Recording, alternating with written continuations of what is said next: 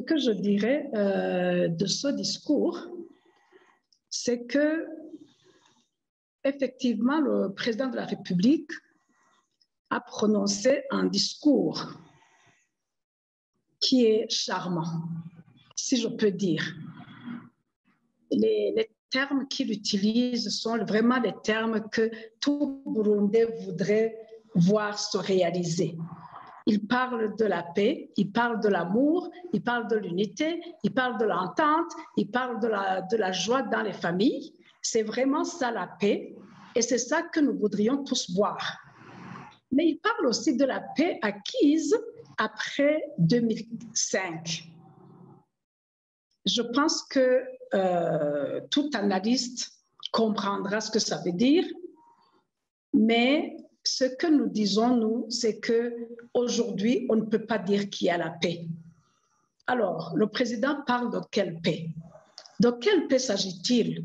Puisque nous savons qu'il n'y a pas la paix dans le pays, il y a encore des assassinats, il y a encore des disparitions forcées, il y a encore des arrestations arbitraires, il y a encore des tortures, des viols et tout ça. Il y a tant de choses qui montrent qu'il n'y a pas la paix aujourd'hui dans le pays.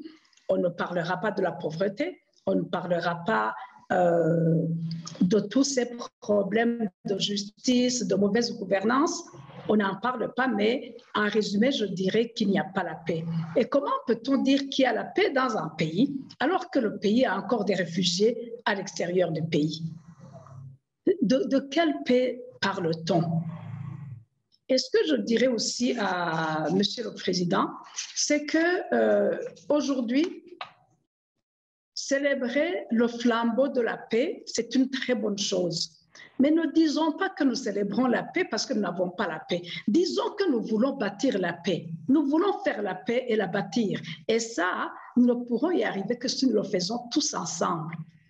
Alors, c'était le moment pour le président et tous ses collaborateurs de mobiliser tous les jeunes, de les mettre ensemble et de dire, mettons-nous ensemble, bâtissons la paix de notre pays. C'est la condition sine qua non pour qu'on puisse combattre la pauvreté, pour qu'on puisse arriver au développement durable dont nous rêvons tous. Mais ce pays ne pourra jamais se bâtir par un seul groupe, alors qu'il y a d'autres qui sont exclus. Tant qu'il y aura des exclus, il n'y aura pas la paix.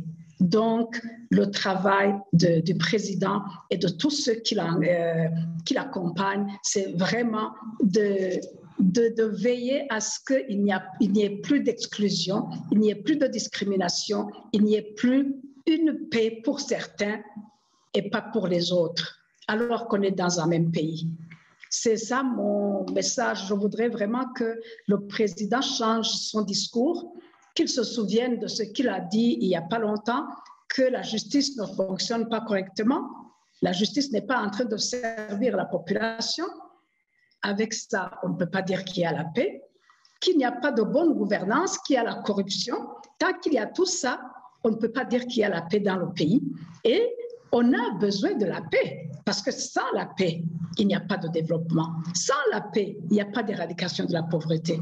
Sans la paix, il n'y a pas de concorde, il n'y a pas cet amour, cette unité, cette cohésion dont il parlait. On ne peut pas avoir tout ça sans la paix. Autre chose que j'aimerais dire, la paix ne se chante pas. La paix ne se dit pas, elle se vit. La paix se vit là où il y a la paix. On ne doit pas vous dire qu'il y a la paix. Vous le voyez vous-même, vous le sentez vous-même, vous le vivez vous-même. Donc, aujourd'hui, le travail que devrait entreprendre le président de la République, c'est Barundi comme il s'appelle, ça serait de bâtir la paix, d'amener toutes ces jeunesses burundaises, la mettre ensemble. Dire nous voulons toute notre jeunesse sans distinction de parti politique, sans distinction de groupe ethnique, sans distinction de genre, sans distinction de quoi que ce soit, mais nous voulons tous nos jeunes pour qu'ils se tiennent main dans la main pour bâtir la paix du Burundi. C'est seulement à ce prix que nous aurons la paix, que nous n'aurons pas besoin de chanter, que nous n'aurons pas besoin de dire à tout le monde, mais qui se dira elle-même, qui se montrera elle-même. Et aujourd'hui, on n'en a pas, mais c'est possible de l'avoir. Il suffit de le vouloir.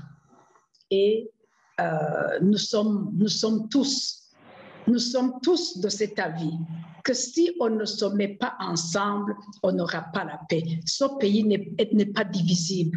On ne peut pas le diviser en 2 ou en 3 selon les groupes.